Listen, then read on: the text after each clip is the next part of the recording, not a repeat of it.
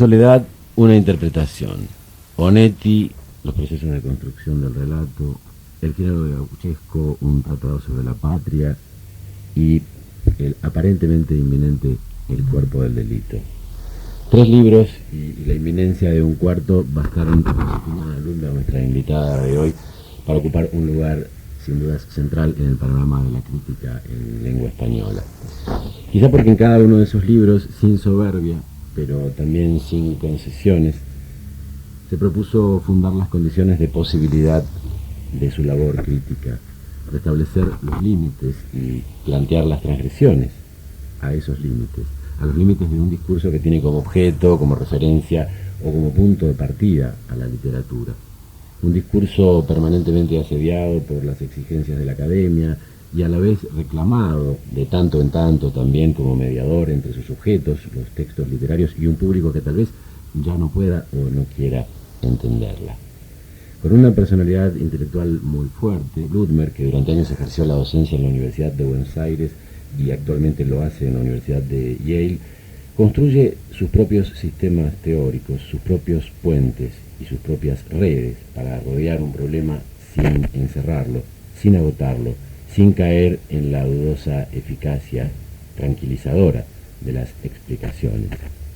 Y con la misma libertad que un autor de ficción, que la que se le concede fácilmente a un actor de ficción, pero generalmente no a los críticos, Ludmer parece reclamar en cada libro el derecho a un diccionario propio que en cada uno de sus libros exige volver a pensar en los alcances de determinadas palabras, para enumerar muy arbitrariamente palabras como interpretación, relato, patria, uso, emergencia, género, tono, ficción, cuerpo, verdad o delito.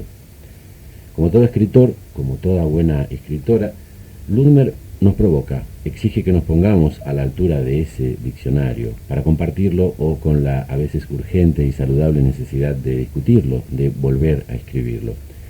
Para Ludmer, que hoy está aquí felizmente con nosotros, la literatura es algo que está más allá o más acá del valor, del prestigio, de la consagración en un círculo áulico. La literatura podría ser la pantalla o el campo de pruebas de los conflictos sociales, de las trampas de la ideología, de las ilusiones de una época y de sus protagonistas. Un lugar a donde ir a buscar, con palabras, lo que las palabras convocan sin resolver. El secreto resbaloso, el doble filo del lenguaje, el paraíso en el infierno o el infierno en el paraíso, que puede ser la literatura. Josefina, ¿cómo estás? Muchas gracias, Guillermo. No, por favor. Fue tu presentación realmente maravillosa, ¿eh? Bueno, ojalá que esté a la altura de lo que pensamos, no solo yo, todos los que leemos tu obra con atención y siempre con un poco de intranquilidad. ¿Por qué? Intranquilidad porque creo que no, más allá de la retórica, del homenaje, por supuesto, los que escuchan el programa saben que suelo invitar a gente cuya obra me interesa verdaderamente, no solo literaria, también musical o plástica o del orden que sea. Por lo tanto, no iba a hacer una presentación que no fuese celebratoria, tratando de que no sea hueca ni adjetiva, pero realmente creo que lo que decía en un momento de la presentación es cierto. Tus libros son generalmente esperados y además se demoran tardan, y no puedo esperar. Desde mi lado tardan, no se demoran, duran en ser son difíciles escritos, de acabar, son difíciles, realmente.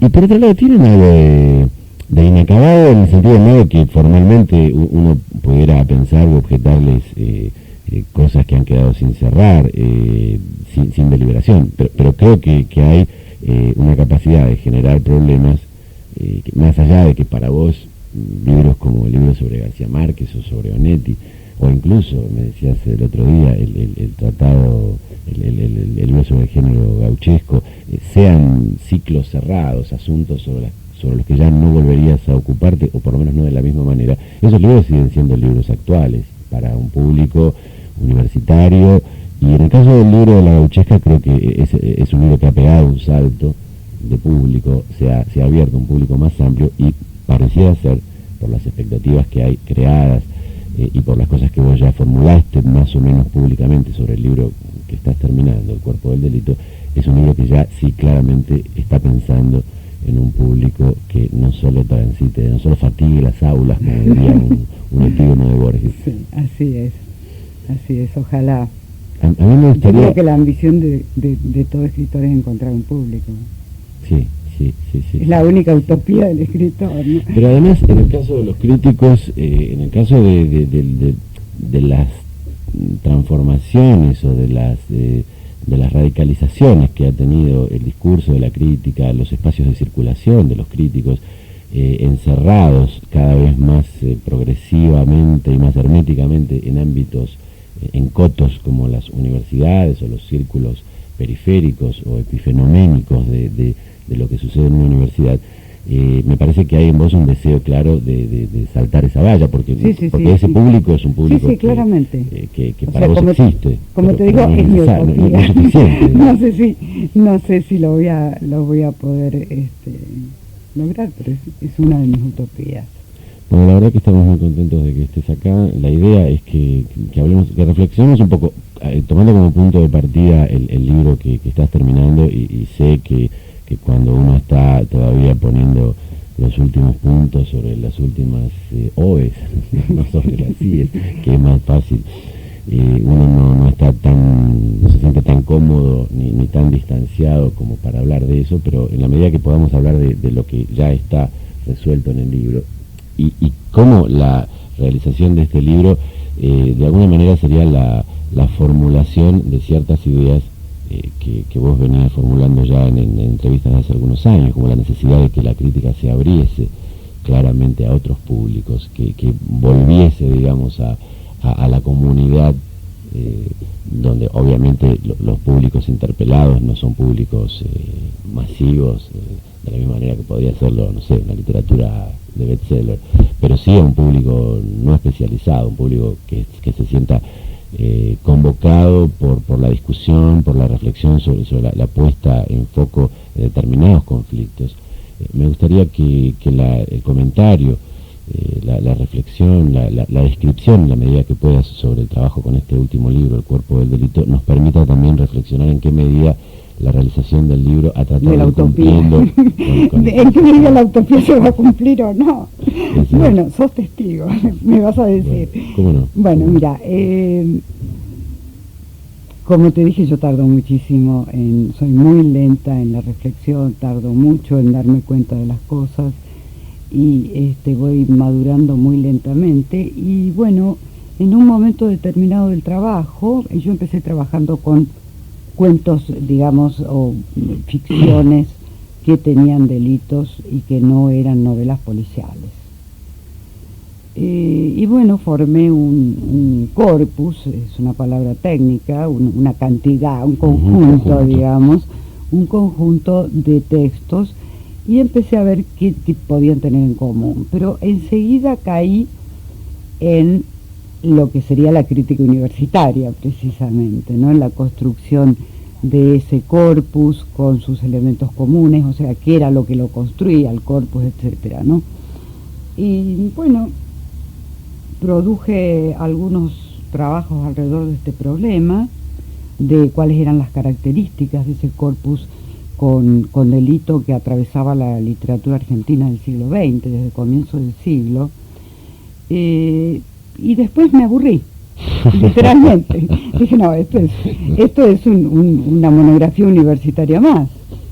¿Te aburrías vos misma de estar haciendo ese trabajo? Yo me aburro mucho, como todos en nuestra profesión. O sea, cada uno tiene... La parte aburrida de la profesión es tremenda.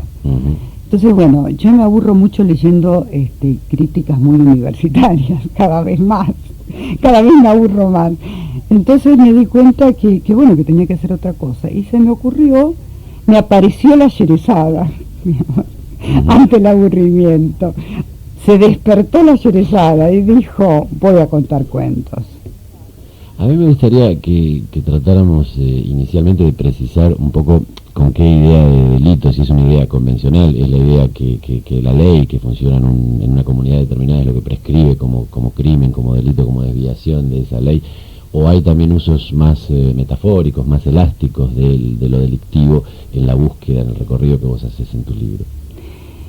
Bueno, sí, yo uso la palabra delito entre comillas. Uh-huh. Y esto quiere decir que lo uso en todos los sentidos del término, porque trabajo con la ficción. O sea, el hecho de trabajar con literatura ya pone la palabra delito entre comillas. Uh-huh. Entonces, a partir de ahí, lo que descubro es que el delito lo define el Estado, por supuesto, como vos decías, pero también lo define la cultura. Y de modos diferentes. ¿Y cómo sería esa, a lo mejor ejemplificándolo, o cómo sería sí, esa sería, por ejemplo, la razón de Estado, digamos, una razón ligada con la burocracia. Uh-huh. Está hecha de una jerarquía de... Delito sería todo aquello que pone en peligro el orden establecido, que ese Estado, ese poder intenta preservar. Sí, uh-huh. Exacto. Si querés. En cambio, en la cultura el delito tiene como una flexibilidad mucho más amplia y también una historia mucho más larga, porque las historias de la cultura y la historia del Estado no van juntas. Sin duda. No tienen la misma temporalidad ni el mismo ritmo. La historia cultural es mucho más larga, por lo general.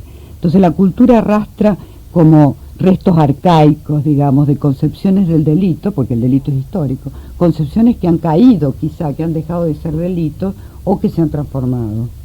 Y también el delito puede tener un prestigio casi diametralmente opuesto en el ámbito de la literatura, un prestigio o un atractivo que no lo tiene para la ley, digamos, el criminal, el delincuente, para quien debe preservar el orden establecido, no es un personaje que hay que combatir, digamos, que hay que reprimir, que hay que castigar.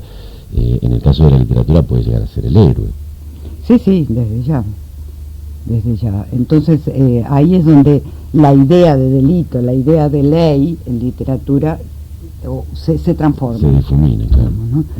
Entonces, bueno, eso en cuanto al delito. O sea, y la cultura lo define, digamos, yo supongo, es una hipótesis, que lo que la cultura hace en cierto modo es hacer notar los delitos de cada una de las partes que la componen.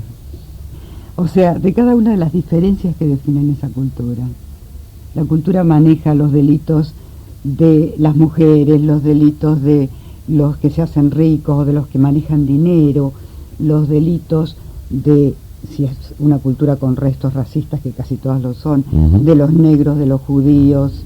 O sea, la cultura es como, para mí, en este mundo del delito, que es casi una realidad virtual, es una especie de proliferación de delitos que están ligados con las diferencias que definen esa cultura. Josefina, te propongo que hagamos la primera pausa musical, el primer intermedio musical en el banquete, el primer entremés, el primer copetín, si querés. Y vamos a escuchar, de común acuerdo, como siempre hacemos con nuestros invitados, en este caso música latinoamericana, algunas perlitas que hemos encontrado por ahí en algunos cajones. Vamos a empezar con un tema del queridísimo Bola de Nieve, una interpretación del tema, es un tema popular muy famoso de la tradición cubana, que es El Botellero. Y después seguimos conversando con Josefina Lunder. Les recuerdo que el teléfono es 963-8018. Estamos hasta un poquito después de las 8 de la noche. Gracias.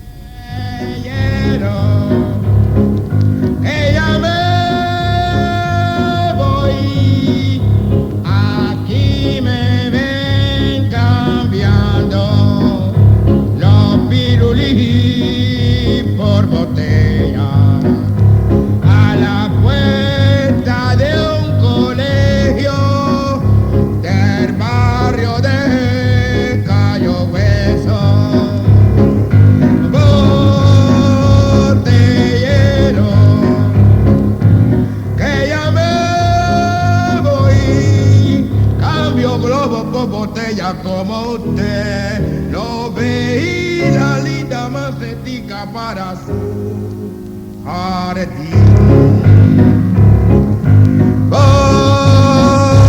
Botellero, que ya me voy, yo cambio los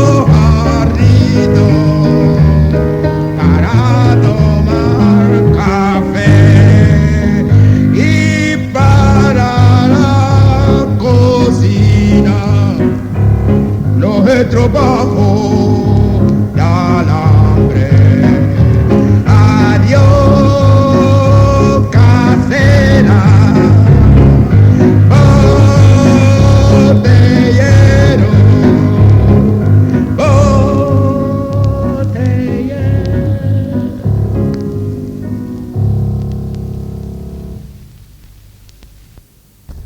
Por el riquísimo Bola de Nieve, relatos demasiado cerrados sobre su propia interpretación, Sí, o lo llevarías sí, también a un plano más a un plano mucho más, existencial, por digamos. supuesto, más existencial y más cultural y por supuesto político.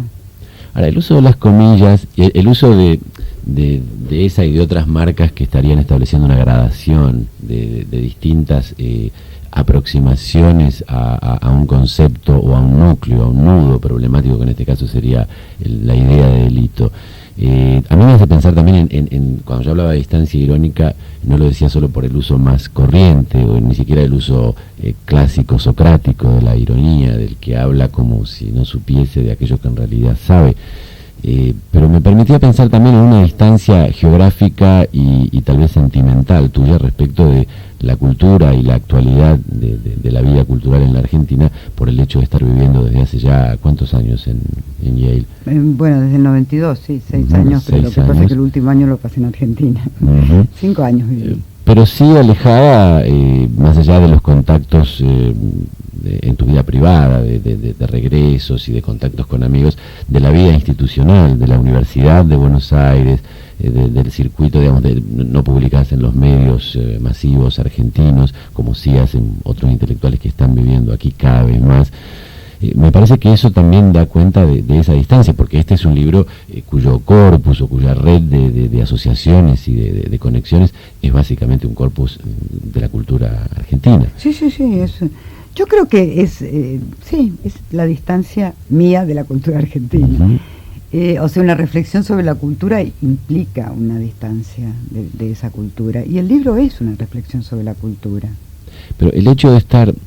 hablábamos el otro día de la dificultad que hay para pensar una cultura, para pensar un proceso social, cultural, un horizonte de conflictos en el momento en que se están produciendo. Cuando uno está inmerso en esa sociedad es muy difícil, ¿no? Porque uno además está involucrado, uno es partícipe de una u otra manera, aunque sea de la forma más pasiva e inercial, no deja de formar parte de esa escena. Y en el otro extremo estaría la distancia perfecta, pero a la vez excesivamente impune, de observar una cultura que es ajena. Como puede ser para vos la cultura norteamericana, la cultura universitaria, y también la cultura que hay en el contexto en el que vos vivís. La posición que vos tendrías ahora en relación a la cultura argentina es una posición que por supuesto está mucho más cerca de la pertenencia, porque no dejás de pertenecer a esta cultura, pero a la vez te pone también un poco en esa relación de cierta extranjeridad. ¿Vos sentís eso? Sí, lo siento y lo celebro. ¿Qué ventajas tiene eso? Bueno, sobre te da una lucidez. Términos empantanados, términos... Te da una lucidez muy especial, porque yo paso 3 meses por año en Argentina, las vacaciones, o como ahora paso un sabático, o sea, un año completo, y me voy y empiezo a ver todo esto de otro modo. Y que en esos otros modos, ¿qué son las cosas que vos empiezo a ver cosas, empiezo a ver cosas que no veía antes. Por ejemplo, bueno, ya ahí tendría que, no sé, cosas buenas y malas. Claro. Y cosas neutras también, cosas que no son ni buenas ni malas, me imagino. Bueno, qué sé yo, veo que la comida, por ejemplo, en Argentina es mucho mejor que en Estados Unidos. Veo que en Argentina las bibliotecas son de muy difícil acceso. Y en Estados Unidos los libros de la biblioteca de Yale te los prestan por 1 año y de un modo inmediato, y si no hay alguno te lo consiguen. Y después, no sé, la conducta profesional también es muy diferente. Pero lo que yo descubrí en Estados Unidos, vos te vas a reír porque me parece gran perogrullado, pero es el capitalismo. Yo viviendo en la Argentina no sabía lo que era el capitalismo. en Estados Unidos lo ves funcionar como una máquina, con una perfección. ¿Por qué? Porque está aliado con la cultura. Porque la cultura, la religión, los usos, los modos de vida y el sistema económico son uno y lo mismo. Entonces es deslumbrante ver funcionar la máquina. Es deslumbrante ver lo lubricada que está, digamos, ¿no? Lo aceitada. Yo que diría está. lo perfecta que está. Y eso se percibe, a mí me hacía acordar a una imagen de Barthes en un texto que se llama El susurro del lenguaje, que él dice que esa especie de sonido de fondo solo lo percibimos cuando la máquina suena mal, digamos, Sí. ¿no? Cuando se atasca, digamos. Vos podés percibir esos momentos en que esa maquinaria perfecta tuviste experiencias personales o simplemente como observadora, de ver cuando eso chirría, cuando hace crack allá. Hace crack todo el tiempo. Ujú. Pero el problema es que ese crack no altera la máquina. Ujú. O sea, la máquina misma está pensada para hacer cracks constantemente, micro cracks, digamos, ¿no? Que se arreglan instantáneamente. Podríamos imaginar un texto que se llama La música del capitalismo.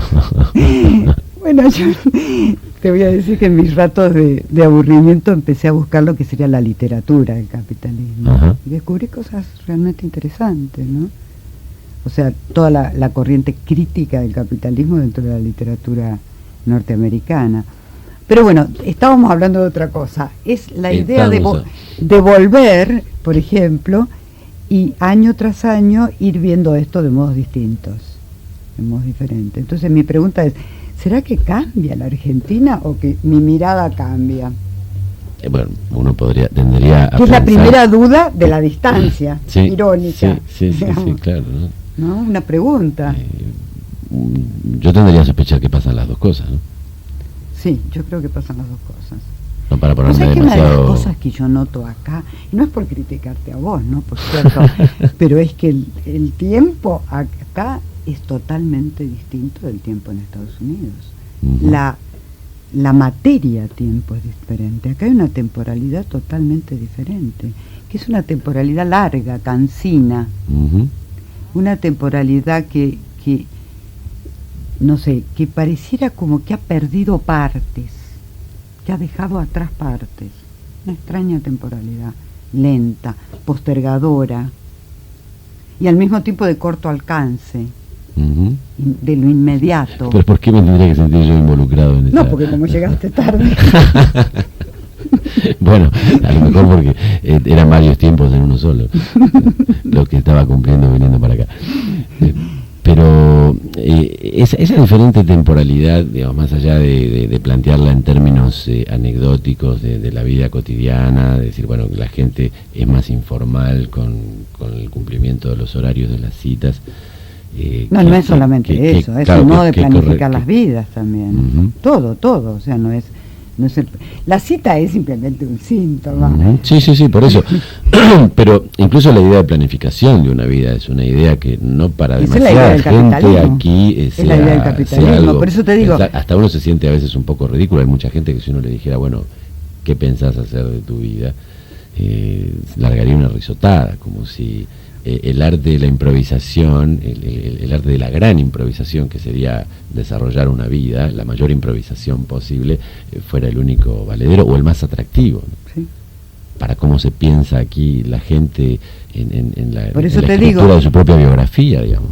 cuando empezás a ubicar a cada cultura en su contexto, no podés ni aceptar ni rechazar ninguna. O sea, Ujú. son dos formas. Y en ese vaivén que yo hago, lo que hago es confrontar formas simplemente, ¿no? Sería casi como la mirada de un antropólogo moderno, digamos, que diría, bueno, Sí. no juzgo, no tengo ningún derecho a juzgar calidades No, para nada. de sofisticación o de valor objetivo de una cultura respecto a otra. Cada cultura se da los instrumentos y los rituales y incluso los dioses y las literaturas que necesita. Ahora, en esas necesidades y en ese desplegar su propio mundo, uno podría ver también los límites de una cultura de manera más relativa, no Sí. pensándolo en función de valores objetivos, como la raza blanca, eurocéntrica, ha pensado durante siglos, ¿no? La suya como la medida de todas las culturas con las que se confrontaba, ¿no? Sí, los límites se ven bastante rápido cuando uno se pone afuera. Uh-huh. Desde adentro es muy difícil verlos, ¿no? Pero vos sabés que a propósito de límites, yo uso el delito como un instrumento para trazar límites. Uh-huh. O sea, descubrí, digamos, que leyendo a los clásicos, o sea, leyendo suponte el Génesis, que el delito es como una ficción para fundar culturas y para establecer un límite entre lo que es la no cultura y la cultura, ¿no? El delito femenino en el Génesis, ¿no? Me estoy refiriendo Uh-huh. simplemente a la pérdida del paraíso, que es Sí, que sí. sería la no cultura, digamos, Uh-huh. ¿no? Y recurre esta ficción de un delito para fundar culturas en casi todos los mitos de fundación de culturas, pero además en las ficciones científicas de fundación de culturas, por ejemplo la de Freud, ¿no? Freud en Tótem y Tabú tiene que suponer, ¿no?, el asesinato del padre por los hermanos de la horda la horda primitiva, exactamente. O sea, hereda de Darwin la horda primitiva, pero le agrega el delito para decir que en la fiesta totémica en que se comen al padre, allí en realidad nace la cultura. La cultura. Hay una frase que de Brecht, que es bastante parecida, que no sé, nunca me tomé el trabajo de verificar si es post-freudiana o es más o menos contemporánea, donde él dice, si uno recorre hasta su origen posible toda genealogía, en ese origen siempre hay un crimen. En la genealogía de un estado, de una religión, de una casta, ¿no? Sí, pero además es una ficción. Sí, o sea, para poder establecer la genealogía tenés que poner un crimen. Uh-huh. Sería casi como el crimen como fundador. Exacto, y por eso te digo, fundador y el que traza el límite, el que dice, bueno, hasta acá había no cultura, y de acá en adelante hay cultura. Ahí en el límite, en la frontera, está el delito. Así que para mí me sirve muchísimo como una especie de instrumento que yo uso también para separar distintas líneas de una cultura. Uh-huh. Josefina, te propongo que escuchemos un tema, si querés podemos bailarlo aquí en el dancing que está en el estudio B. Vamos a escuchar al maravilloso Benny Moré, el tema se llama Locas por el Mambo. Y luego seguimos charlando con Josefina Ludmer y me gustaría que desplegáramos un poco más y tal vez metiéndonos un poco más en los materiales del libro, esta cartografía que a vos te permite ir armando esa línea que traza el delito, a ver si es de línea punteada o de línea continua, cómo es, si podemos hacer un tratado de Tordesillas para...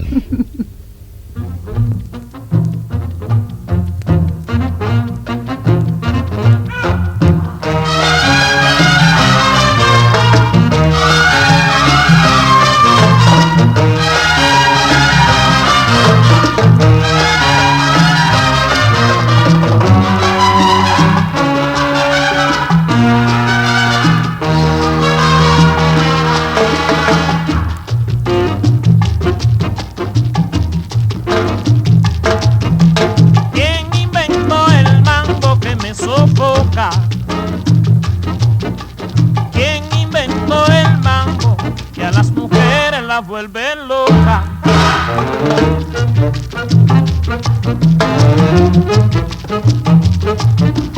¿Quién inventó el mambo que me sofoca? ¿Quién inventó el mambo que a las mujeres las vuelve loca? ¿Quién dice que la conga y la guarachía pueden ser como el mambo que es tan sabroso?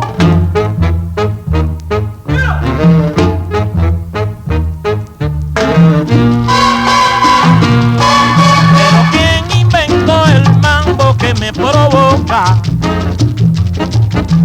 ¿Quién inventó el mambo que a las mujeres las vuelve loca? Que a las mujeres me las sofoca. ¿Quién inventó el mambo que me sofoca? Que a las mujeres las vuelve loca. Que a las mujeres me las sofoca. las vuelve loca. Ay, mira, nena, esa cosa loca que a las mujeres las vuelve loca. Ay, mira, mamá, me la sofoca que a las mujeres las vuelve loca. Vaya, niño.